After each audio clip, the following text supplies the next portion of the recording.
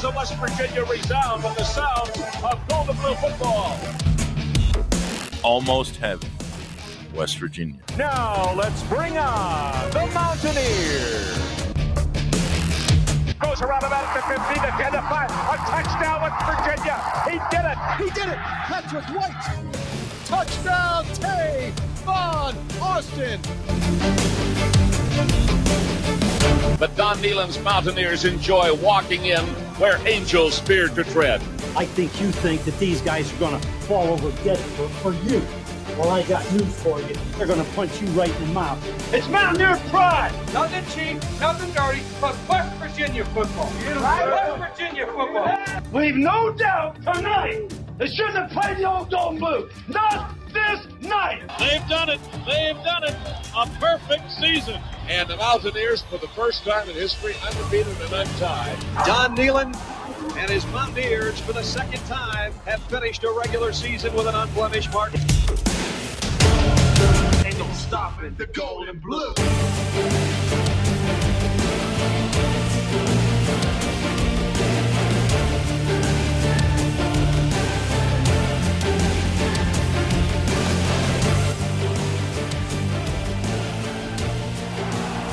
And now recorded from the CRW studios in Almost Heaven, West Virginia, it's the Country Roads Webcast with your host, Jordan Cruz. What's going on, Mountaineer Nation? Welcome back into the CRW podcast here for episode 226 as we take a look back on a disappointing performance from West Virginia, unfortunately, in Game 2 of the 2025 season as they fall on the road to the Ohio Bobcats 17-10. And I know you've probably heard a lot of people talk about this game already, and I'm don't want to talk about it too extensively because I feel like I'm just going to rehash the same things that everyone else has kind of stated in regards to this game and to the negative points. And I think, unfortunately, at this point, well, we can say 2 games in right now with some extenuating circumstances affecting things is we probably need to tamper our expectations a little bit for the remainder of year 1 here in the Rich Rod 2.0 era, unfortunately. And for me, there's a lot of reasons you can really look to from Saturday, particularly on the offensive side, and point to as reasons to say that. But I think there's 2 main reasons. And the first one, and I kind of want to go over this right at the beginning of the episode, is that Jaheim White going down with an injury was absolutely heartbreaking for me. You guys know that followed the Country Roads Webcast for a long time, the YouTube channel here, the podcast, of course, since 2018.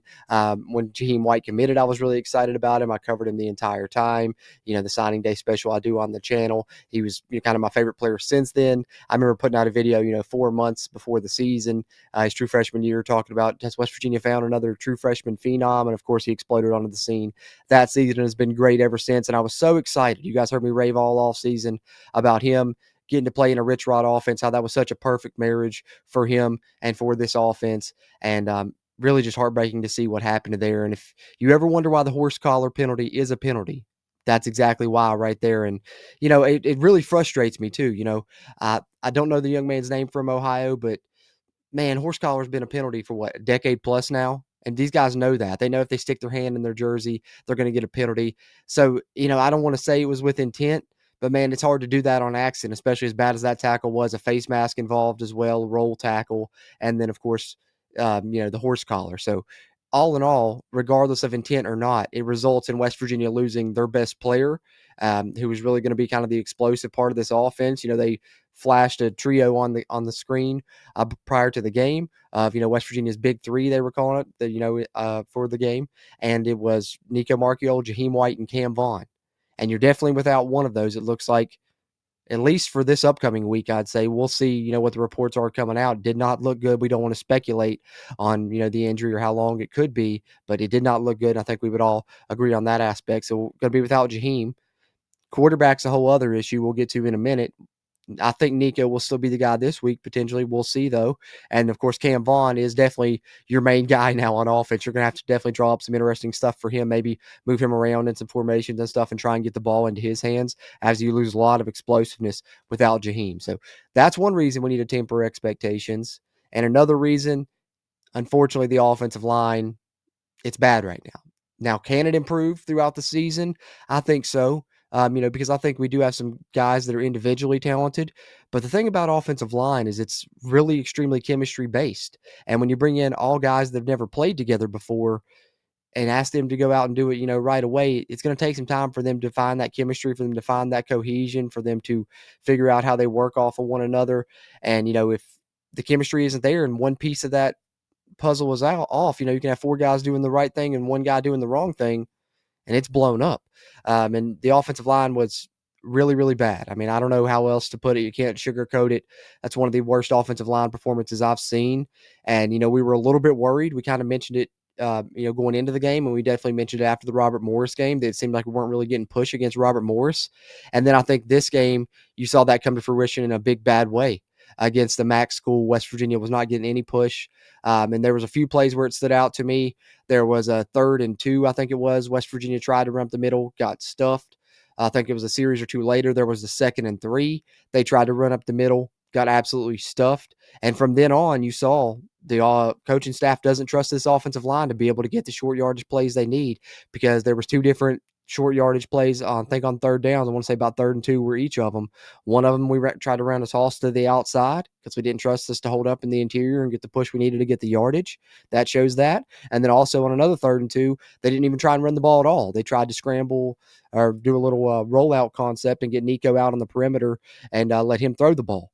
And I think you can see the issue with the offensive line showing up not only in what we're doing with the short yardage stuff there, but also in the play calling on the offensive side when it comes to, we're using a lot of quick game stuff in our passing game, because we don't feel like our offensive line can hold up long enough for us to do any long developing pass concepts. And it sucks because we do have some deep threats on this team, I feel like, with Cam Vaughn that we for sure know of. Justin Smith-Brown's another fast guy. We got speedy guys on this team, but we don't have a chance to take the top off because we can't hold up long enough in pass pro to be able to get the ball out and have some long distance pass plays. So that's why you're seeing, quarterback rollouts, moving the launch point. That's why you're seeing quick game stuff, hitches, screens, drags. I know we want to attack downfield at points, but the offensive line's kind of an issue that's not allowing us to do that. And it's really, not only hurting us there, but of course it's really hurting our run game. When we get to the stats here in a minute, we'll take a look at that and you can see it with your own eyes. A really bad run performance, and especially once Jaheim White went out.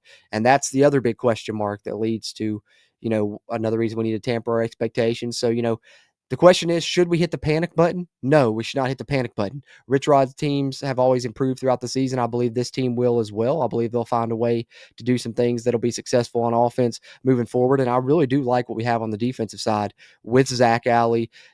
Were tackles an issue in this game much more than they were in the first game? Yeah, I think West Virginia missed 18 tackles as opposed to 4 in game 1. But I really love the halftime adjustments they made. The goal is always to force 3 turnovers. They forced 3 turnovers in the second half.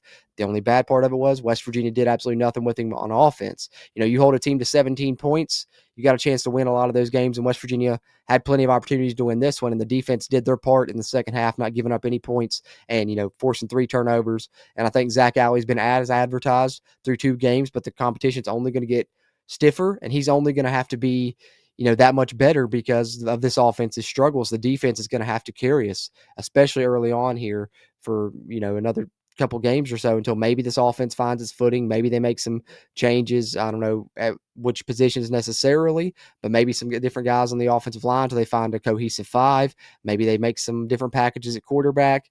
We'll have to see what we do at running back. Also at receiver, Jaden Bray went down. At linebacker, Reed Carrico went down. So unfortunately, not only do you come out of this with a loss, but you come out of this with some injury troubles as well. Jaheim being at the forefront of those, but you have some other starters that went down in the game as well that we'll have to have updates on this upcoming week. So I think all of those things definitely lead us to tempering our expectations for the rest of the season when I talk about this game in hindsight now. And I think another one of those is running back, because without Jaheim, you lose a lot of your explosiveness. Clay Ash, what a hard worker, what a guy to work his way up from a walk-on to earning a scholarship to really being involved with this team now in the first year of the Rich Rod 2.0 era. But, in my opinion, I don't know if you can trot him out as the starting running back in the brawl and the starting running back moving forward in the season if you don't have Jaheim.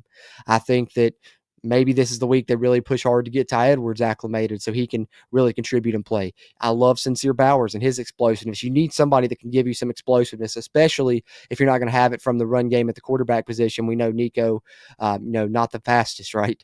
So I think, Sincere Bowers would be a great option, but I don't know if he just doesn't have full grasp of the offense yet, because it doesn't seem like they trusted him a lot. Even after Jaheim went down, he only came in for the one series and got, or maybe two series, but only got one carry on the game there. And that was that 3rd and short that got blown up, or it was the 2nd and 3 that got blown up. One of the two, can't remember which. So, I'd love to see more Sincere Bowers. Cannon Katzer is the one that I'm really keeping an eye on to see if he gets healthy finally. He's been injured. We haven't seen him yet this season, but he was talked about some in the offseason. Even, when Rich Rod did his conversation with Phil Steele, we mentioned Cannon Katzer coming from D2, where he won a national title there and was their main back. So maybe if he gets healthy, maybe he's a guy that, starts and gets some carries. But I'm going to be interested to see who the starting running back is, moving forward, coming out of this game. And, depending on how that goes, maybe something else that needs to temper our expectations moving forward. So unfortunately for me, that's kind of the theme coming out of this one, is tempering my expectations a little bit, just for now. Like I said, I think that, of course, I'm always optimistic. We always put the gold and blue glasses on here at the CRW, as we like to say, maybe a little bit too much going through this offseason. I think the offensive line was a bit more of an issue than I thought that it would be, just to be quite honest with you, because I think we do have some talented guys there. I just don't know if they're just not meshing well. Whatever the issue is there, offensive line is a big problem right now. And that's really, you could argue between that and quarterback is the most important thing on an offense. To me, it's the offensive line. Everything goes as that goes. And, we can have the best skill players in the world, but if our offensive line isn't doing what it needs to do, it's going to be a rough day at the office in a lot of games moving forward, unfortunately. So those are things we're keeping an eye on. I didn't want to rehash everything everyone else has said too much, so I just kind of wanted to hit on those main points that I know a lot of people have also probably talked about, but those are the standout things coming out of this game, man. But I do love that we have a defense that forces some turnovers. That's big to see. And like I said, I do have faith in Zach Alley. Hopefully that defense can carry us and keep us in some games to where our offense can just do enough and score, on a couple drives there, because that's all we really needed in the second half, right, was one drive. And I think we had it on that Cam Vaughn ball near the goal line. To me, that looked like a catch. Whatever, it's called what it was. Had plenty of other opportunities we didn't cash in on, but to me, that was a catch. We should have had 1st and goal, and maybe that was the one that could have tied it up. But positives coming out of this, we do have a team that keeps fighting all the way to the very end there, even the last drive with no timeouts. Still felt like we had a chance, and that's a change from the previous regime. As bad as we played, we only lost by 7. I know it feels terrible, but it was only a 7-point loss. So let's just hope we can bounce back from that. And hey, if we all as fans can see these weak points, these negative points, the staff does as well. So let's hope they get that corrected moving forward here on the season, just as positives to look forward to, just try and come away with the silver lining from what was a very negative day, not only because of the loss, but also because of the loss of personnel that we have to keep an eye on.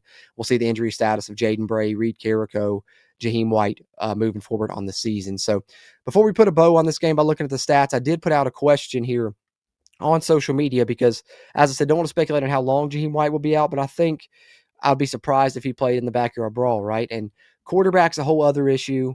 Nico did not play great, and I think without Jaheim and with a bad offensive line, you probably need some more mobility at the quarterback spot.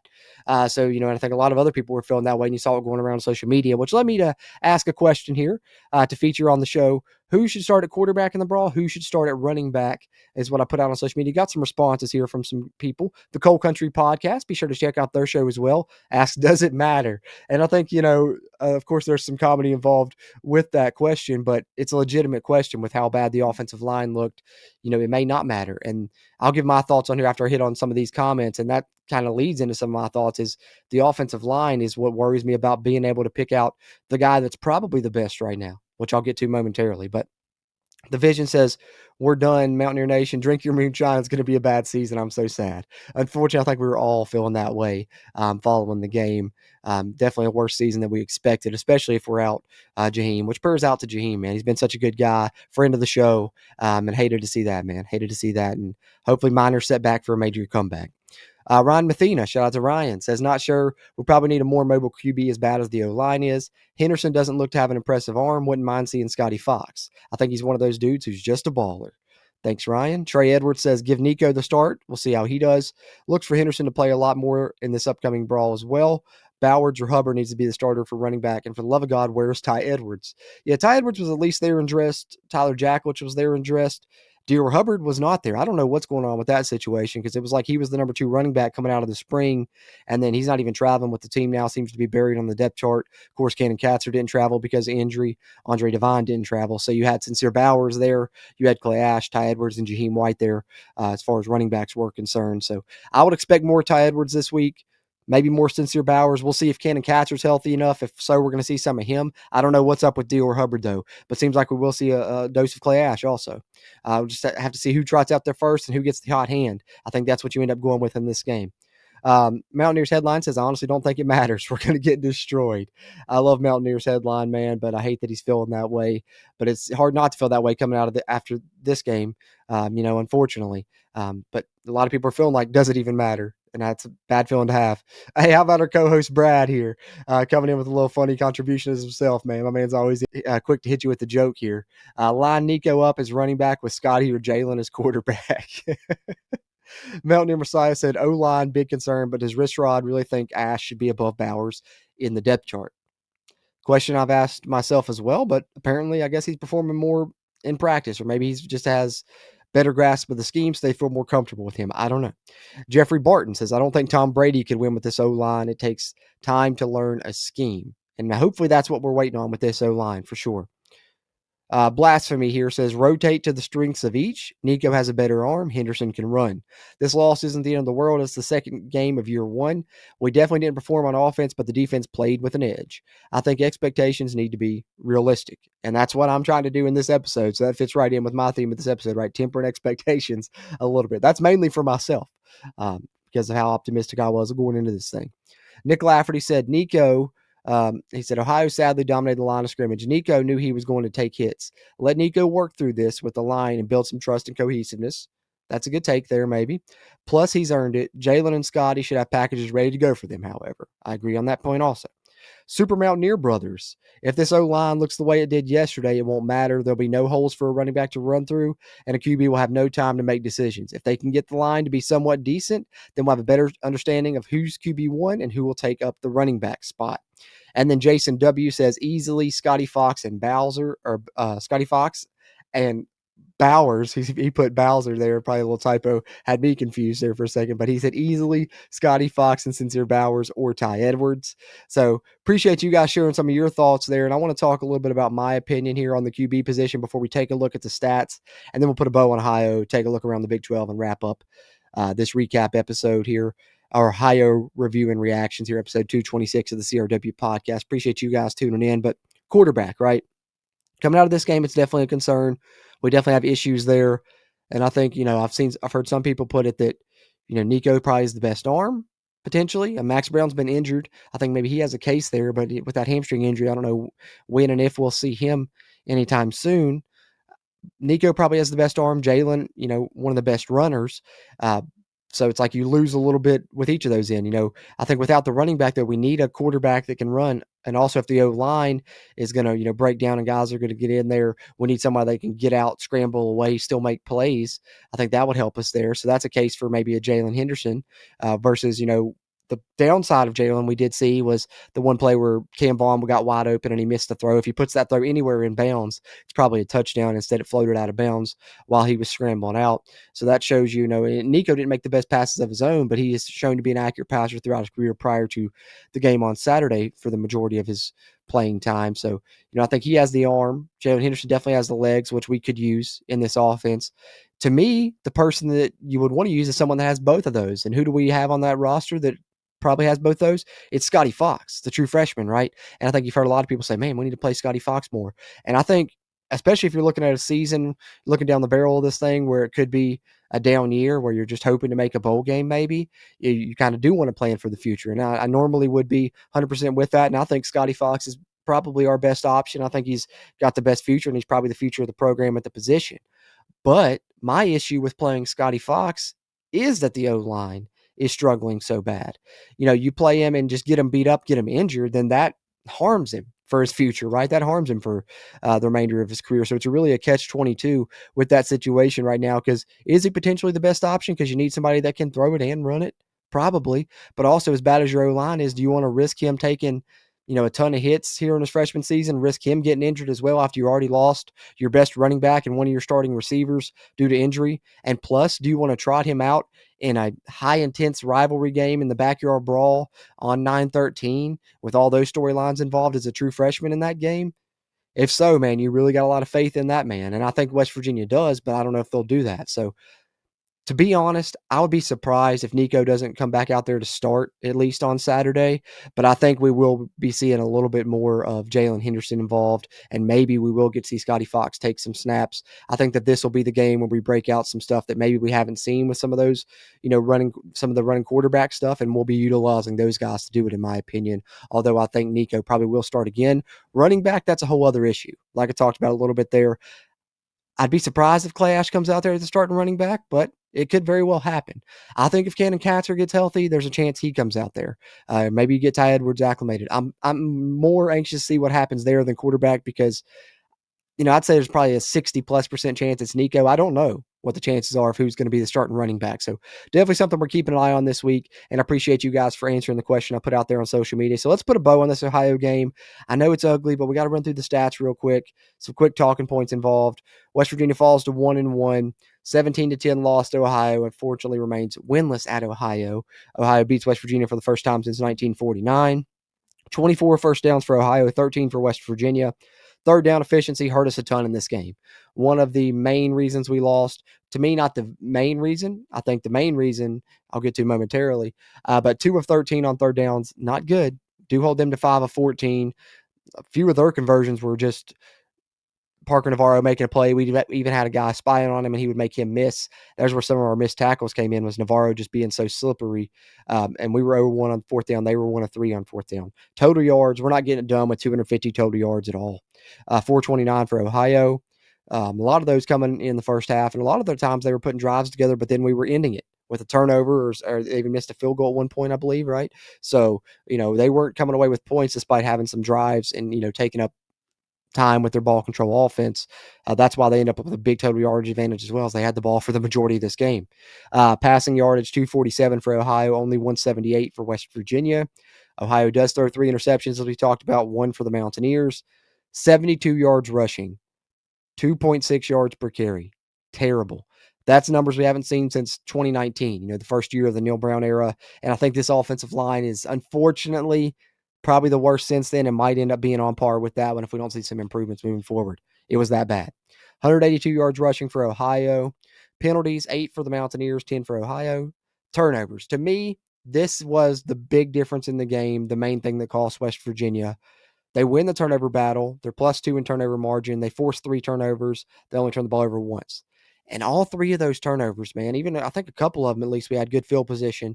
Do you know what West Virginia did off those turnovers? Not only do they get no points off of turnovers, but they didn't get a single first down off of any one of those turnovers. And not only did they go 3 and out after each one of those turnovers, they went backwards. They didn't gain a yard. They had -7 yards on the 3 possessions after the 3 turnovers.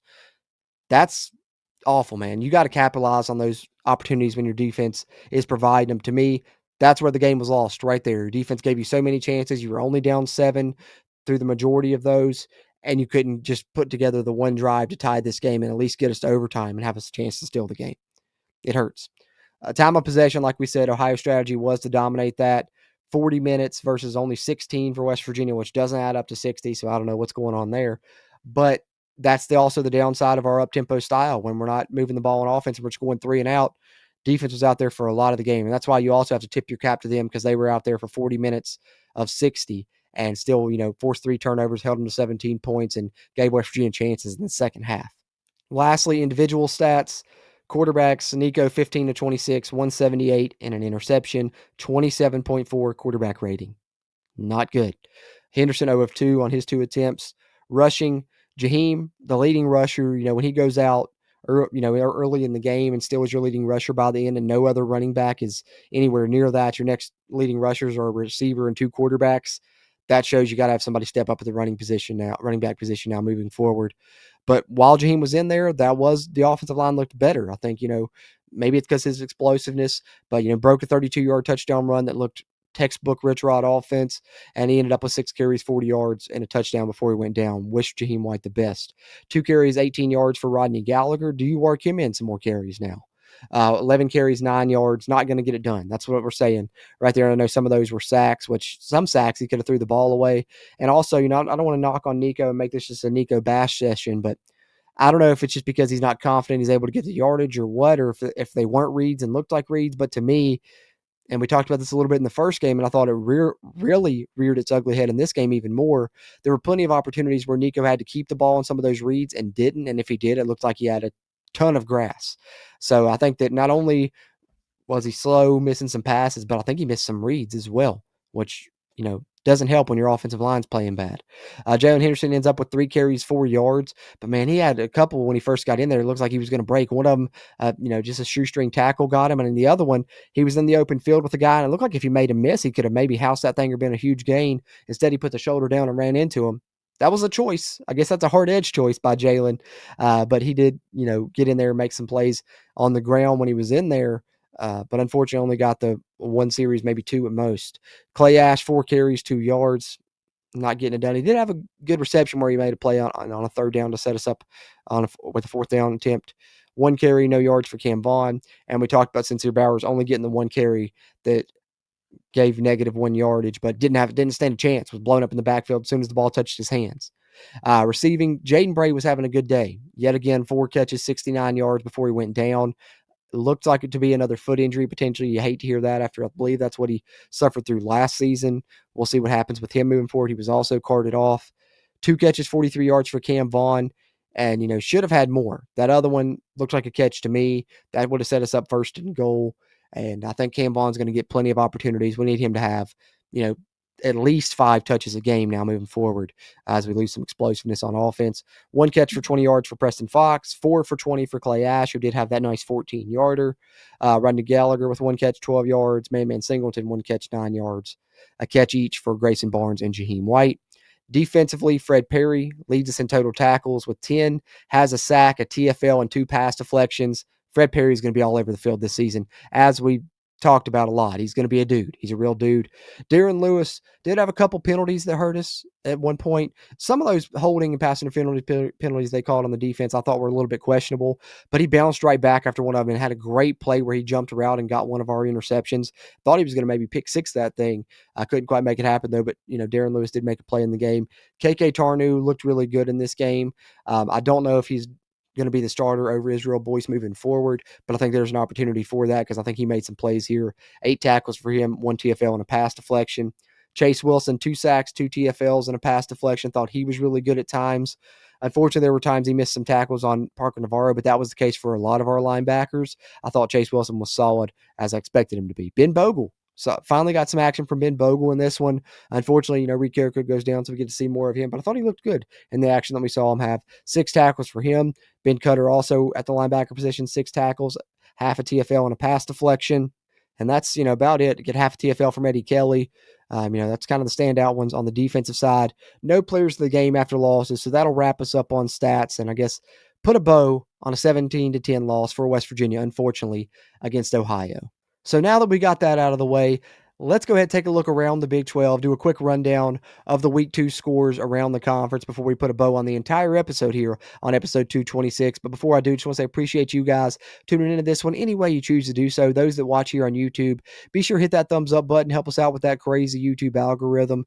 Help us find more Mountaineer football fans like yourself. And if you're one of those that hasn't yet, be sure to hit that subscribe button, get these videos directly into your feed. Ton of content coming at you throughout football season, a preview podcast for each game, a review podcast for each game, and of course a live stream each week as well where you get to share your predictions for the game. That'll be coming up on Thursday or Friday this week. Be on the lookout for that. Of course, we'll have our Backyard Brawl preview episode dropping before then, so plenty of content coming at you here if you are on the YouTube side, and we appreciate you for being a viewer here. But if you listen on the audio side, we enjoy that as well and appreciate you guys that tune in that way.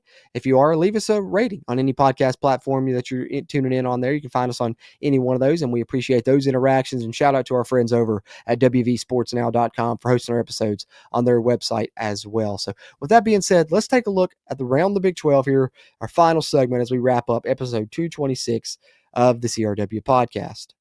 So I guess another silver lining for the Mountaineers is we looked bad on Saturday, but we didn't have the worst performance in the Big 12 by a long shot. I think there were at least a couple others that we could probably give that honor to. Texas Tech 62-14 win. You expected that. Kent State's been a bad team. They continue to be a bad team. And Texas Tech looks like they could potentially be a really good team. So 62-14 win for Texas Tech, another drubbing. Baylor bounces back. I thought that they might bounce back. They get a win over a ranked team. Defense still doesn't look the best for Baylor, but they find a way. They definitely have the offense. Jake Spavital calling the thing, doing a great job. Sawyer Robertson put up, I think it was over 400 yards, I believe. Double overtime win, 48-45 over SMU. Iowa State gets it done. The Cyclones looking really tough this year.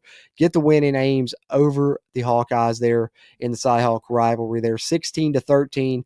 The typical score you would expect there, Iowa State with a game-winning field goal to get it done. And Rocco Becht, Iowa State, Matt Campbell, they're going to threaten the conference this year.